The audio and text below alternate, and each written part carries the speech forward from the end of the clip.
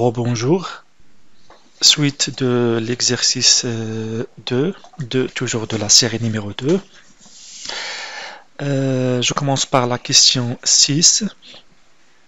Donc, dans les questions précédentes, nous avons établi le diagramme des orbitales moléculaires des deux molécules N2 et S2. Dans cette question, on vous demande est-ce que ces diagrammes sont en accord avec le modèle de Lewis. C'est-à-dire, ici, on veut comparer les résultats obtenus par la théorie des orbitales moléculaires, quels sont le nombre de liaisons, la nature des liaisons, les propriétés magnétiques, avec le modèle de Lewis. Alors, selon la théorie des orbitales moléculaires, et toujours à partir du diagramme, nous avons trouvé que N2, que pour la molécule N2, le nombre de liaisons est égal à 3. Et la molécule ne présente pas d'électrons célibataires. Et à partir du modèle de Lewis, N2 présente aussi 3 liaisons entre les deux atomes d'azote et pas d'électrons célibataires. Donc, si on compare les résultats de ces deux modèles, on voit bien qu'il y a un accord. Mais pour la molécule S2, selon la théorie des orbitales moléculaires, oméga est égal à 2, donc toujours à partir du diagramme des orbitales moléculaires, et nous avons constaté qu'il y a des électrons célibataires, ce qui nous laisse conclure que cette molécule-là est paramagnétique.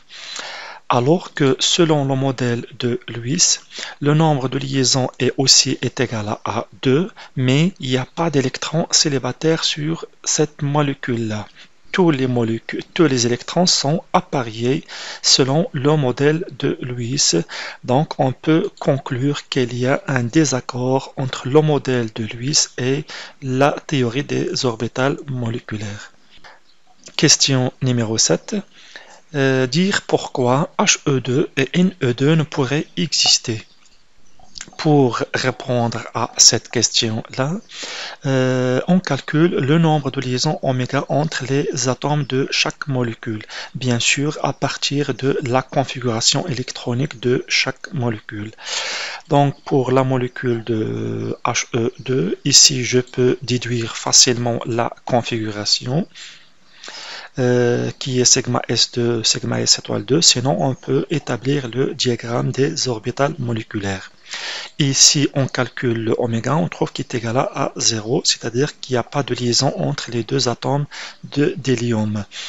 Donc, ce qui permet de dire que cette molécule n'existe pas. Même chose pour la molécule de NE2. La configuration est la suivante. Au total, j'ai 16 électrons, puisque chaque atome présente 8 électrons dans sa couche de valence. Et si on calcule oméga, on trouve qu'il est égal à 0, donc pas de liaison entre les deux atomes de nion, ce qui signifie que cette molécule n'existe pas aussi. En effet, les gaz rares d'hélium ou nion n'existent pas à l'état moléculaire. Ils sont stables à l'état atomique. Je passe maintenant à la question numéro 8. Ici, on va traiter un autre cas de molécules. Ce sont les molécules hétéronucléaires de type XY, ça veut dire X est différent de Y. C'est le cas par exemple de NO, CO, etc. Question petit a, quelles sont les caractéristiques principales de diagramme de telle molécule? Eh bien, les caractéristiques des diagrammes des orbitales moléculaires de ce type de molécule sont les suivantes. Premièrement, c'est que ce diagramme n'est pas symétrique puisque j'ai deux atomes qui sont différents, donc d'électronégativité différentes et par la suite des niveaux d'énergie qui sont différents. Deuxième chose, c'est que ce diagramme-là présente toujours une interaction SP.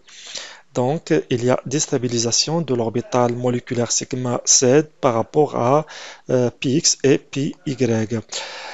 Pour bien comprendre, nous allons prendre le cas de BO, CO et NO. C'est la question numéro B. Donc, dans cette question-là, on vous demande de donner la configuration électronique des molécules BO, CO et NO. Bien sûr, cette configuration est donnée à partir du diagramme des orbitales moléculaires. Je commence par le cas de la molécule BO. Le diagramme des orbitales moléculaires est le suivant. Premièrement, c'est un diagramme avec interaction SP. Sigma Z est déstabilisé par rapport à Px, Py. Deuxième chose, c'est que dans la construction de ce diagramme-là, généralement pour les molécules de type A, XY, il faut tenir compte de la différence d'électronégativité entre les atomes de la molécule. En effet, l'énergie des orbitales atomiques de l'atome le plus électronégatif sont plus stables ou bien plus basses en énergie que les orbitales atomiques de l'atome le moins électronégatif.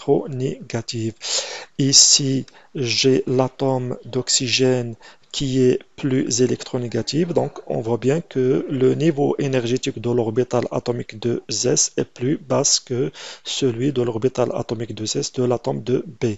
Même chose pour les orbitales atomiques de P, Px, Py et Pz. Donc, je passe maintenant au placement des électrons. Donc, la couche de valence de B est 2s2 de P1, donc 2s2 de P1, et celle de l'oxygène est 2s2 de P4. Donc, je place les électrons sur les orbitales moléculaires, bien sûr, en respectant les trois règles de Kleshowski, Hund et Pauli. Donc, je vais avoir sigma S2, sigma S étoile 2, Px2, Py2, et il reste un électron qui sera localisé sur sigma Z, un électron célibataire. La configuration électronique de la molécule PO est donc sigma S2, sigma étoile S2, étoile 2, Px2, Py2 et sigma Z1. Je passe à la molécule CO et NO. Je peux directement déduire la configuration de ces deux molécules-là,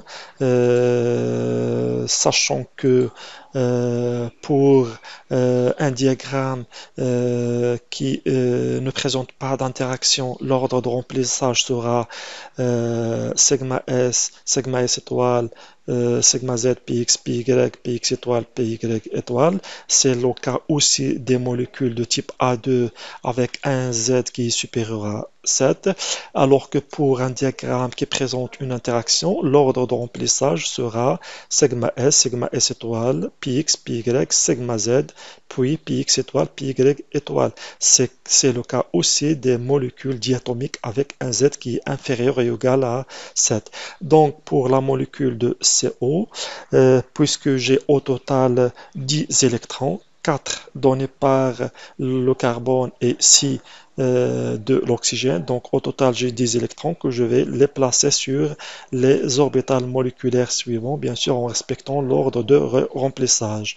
Alors que pour la molécule NO, j'ai au total 11 électrons, donc 5 plus 6, et je vais avoir une configuration de la forme sigma S2, sigma S étoile 2, Px2, Py2, sigma Z2 et un seul électron qui sera localisé sur Px étoile et Py étoile. Question suivante, question petit c.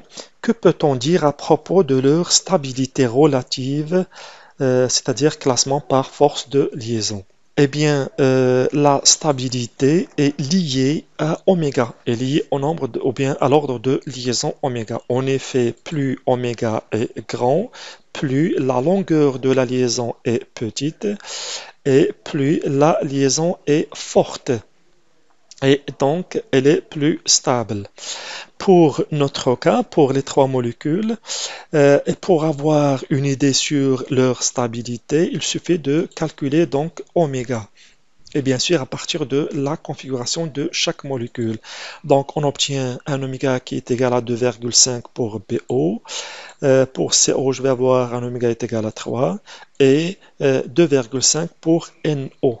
Donc on peut conclure que la liaison CO est plus forte que la liaison BO et NO, puisque CO présente un oméga qui est plus grand que celui de BO et NO. Donc la molécule CO est plus stable aussi que BO et NO.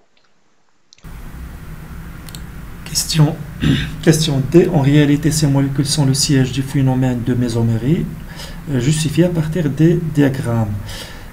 Quelles sont les formes qui semblent être prédominantes? Donc, dans cette question-là, on veut chercher la forme la plus stable qui est justifiée par les diagrammes des orbitales moléculaires.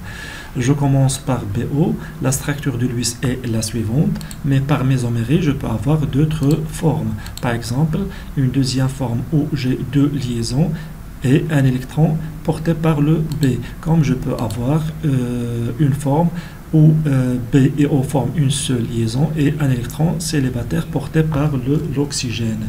Donc d'après cette question-là, on veut chercher quelle est la forme de ces trois qui est la plus prédominante ou bien la plus stable.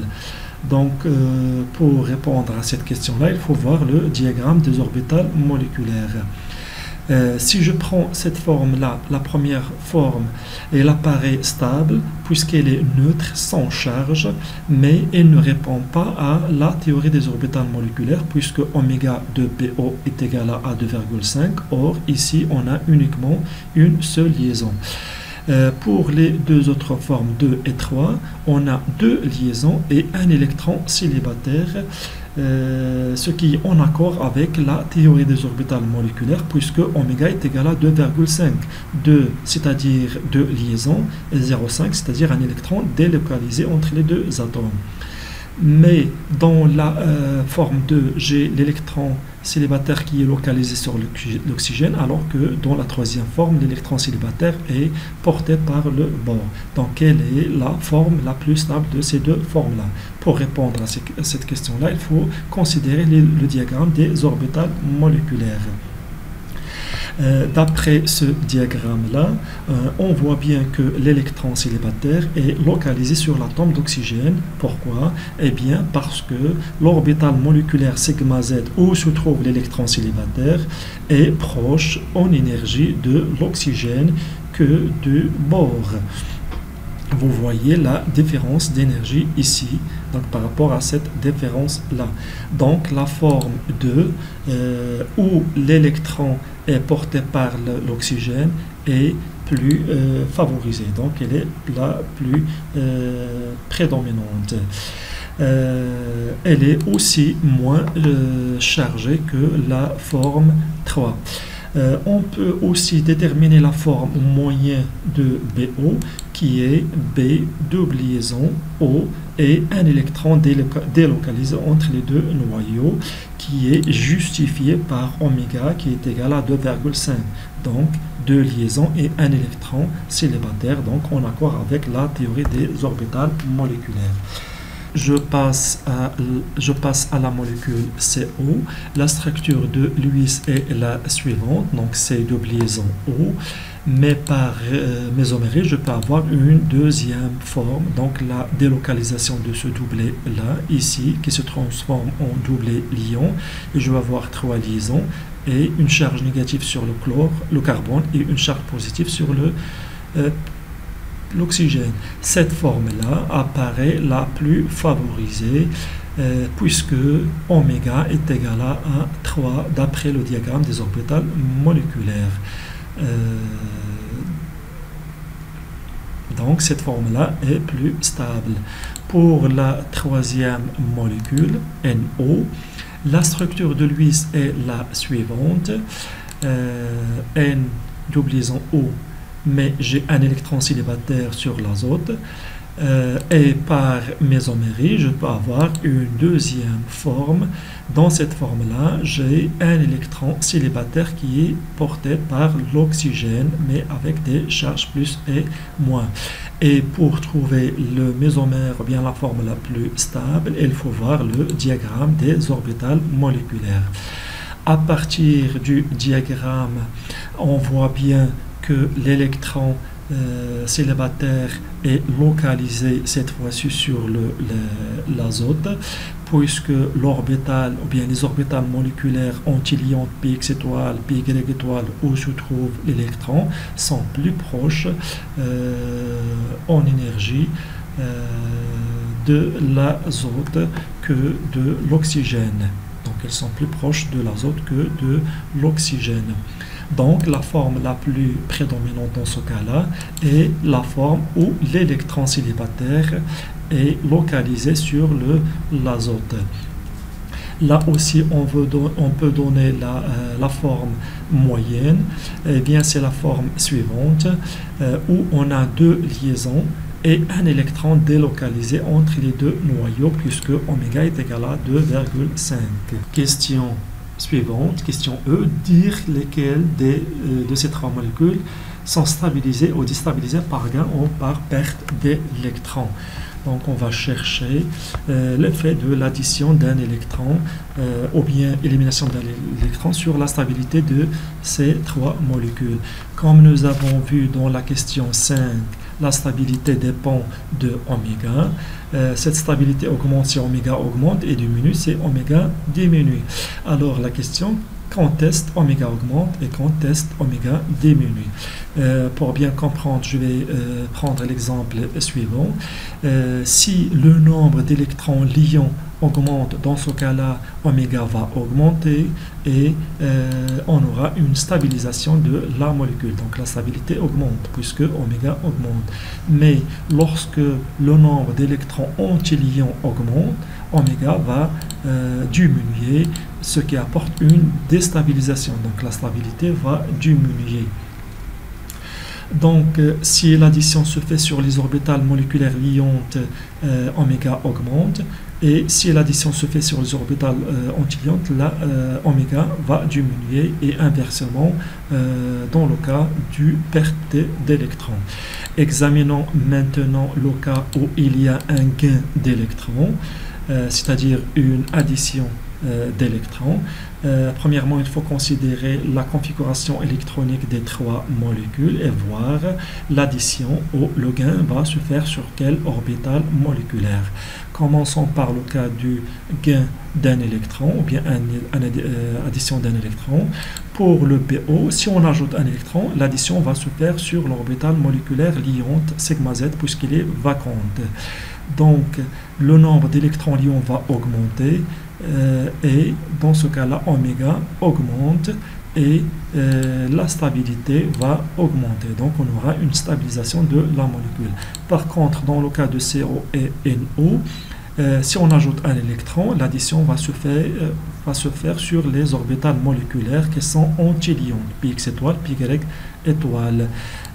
Donc oméga va diminuer et ceci entraîne une déstabilisation de la molécule.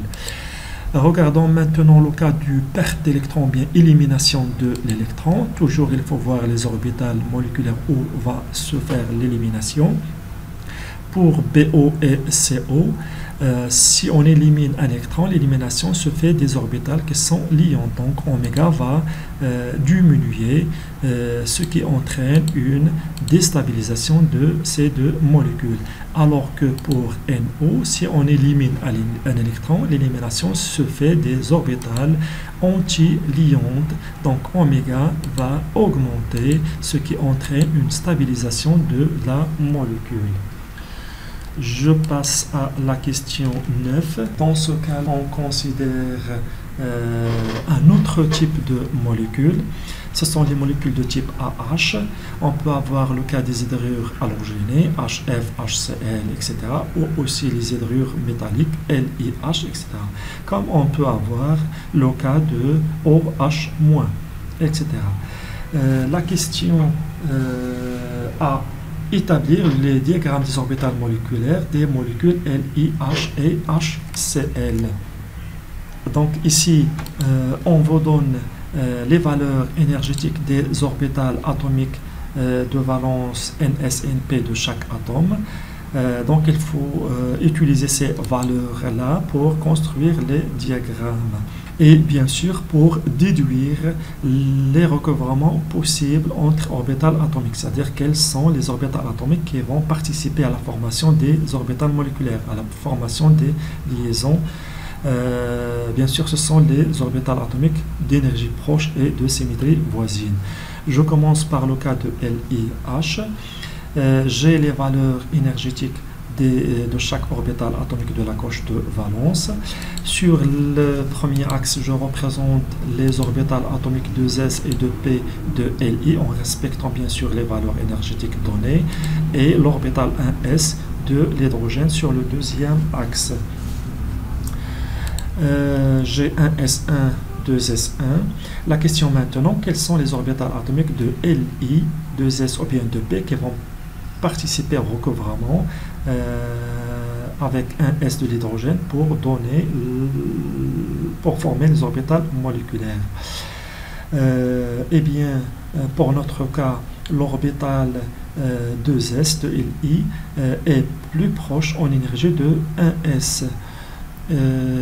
Donc 2s là est plus proche en énergie de 1s que de 2p. Et aussi 2s est de même symétrie que 1s. Donc je vais avoir un recouvrement entre 2s et 1s. Et c'est un recouvrement axial qui va me donner la formation de deux orbitales moléculaires, sigma s et sigma s étoile. Alors que 2p, elle reste inchangée et ne participe pas à la formation du liaison, elle ne participe pas au recouvrement. Je place maintenant les électrons, donc je vais avoir sigma S2 et pour oméga, donc là j'ai 2 moins 0 divisé par 2 qui donne 1, donc là une seule liaison entre Li et H. Pour le cas de HCl, donc de la même façon, j'ai les valeurs énergétiques de chaque orbital atomique. Je vais les placer sur les deux axes d'énergie, bien sûr en respectant ces valeurs-là. Pour cette molécule, donc là, j'ai un S de l'hydrogène et 3S, 3P de Cl, donc 3S2, 3P5 et 1S1. Pour cette molécule, quels sont alors les orbitales atomiques qui vont se combiner? Donc si on respecte bien les conditions de recouvrement, même énergie et même symétrie, on voit bien que les orbitales 3s de Cl sont plus profondes. Par contre, les orbitales 3p sont proches en énergie de 1s de l'hydrogène. Et pour ces trois orbitales atomiques, seul 3pz qui peut se combiner avec un S de l'hydrogène puisque 3pz et 1s sont de même symétrie. Donc ils ont une symétrie axiale. Donc je vais avoir un recouvrement uniquement entre un S de H et 3pz de Cl. C'est un recouvrement axial qui va me donner sigma SZ et sigma SZ étoile 2. Alors que 3s ne participe pas à la formation de orbitales moléculaires, donc elles restent inchangées. Même chose pour 3px et 3py. Je place maintenant les électrons. Donc 3s ne participe pas, donc elles restent inchangées. 3s2, sigma sz2 et 3px2, 3py2. Donc là aussi, il reste inchangé. Il ne participe pas à la formation des orbitales moléculaires. Pour la configuration électronique, je vais avoir 3s2, sigma sz2, 3px2 et 3py2. Et pour le calcul de oméga, je ne considère que les orbitales moléculaires. Donc je vais avoir 2 moins 0 divisé par 2 qui donne 1. Donc là aussi, j'ai une liaison entre HCl. Question B. On dit que les électrons de la liaison CLH sont attirés par le chlore en raison de son électronégativité plus élevée que celle de l'hydrogène. Pourrait-on justifier ceci par la théorie des orbitales moléculaires? Eh bien oui. Pourquoi? Parce que les deux électrons de la liaison HCl sont localisés sur Cl, puisque l'orbital moléculaire sigma Z où se trouvent les deux électrons est plus proche en énergie de Cl que de l'hydrogène. Par conséquent, le nuage électronique est plus dense autour de Cl que de H. Pour cette raison-là, en solution aqueuse, en cas de rupture de la liaison, HCl va donner Cl- et H+. Donc il s'agit d'un acide qui libère des protons H+. Dernière question, l'IH est utilisé comme agent hydrure. Pourquoi? Donc l'IH est considéré comme un agent hydrure. Donc je me rappelle tout d'abord qu'un agent, un agent hydrure, il libère les ions H-. LiH est considéré aussi comme agent hydrure qui libère les ions H- et Li+. Pourquoi? Eh bien parce que les électrons de la liaison sont localisés cette fois-ci sur sigma S qui est proche en énergie de l'hydrogène. Donc sigma S est localisé en grande partie sur un S de l'hydrogène, et en cas de rupture ou bien cassure de cette liaison-là, je vais avoir H- et Li+, contrairement au cas de HCl qui libère H+.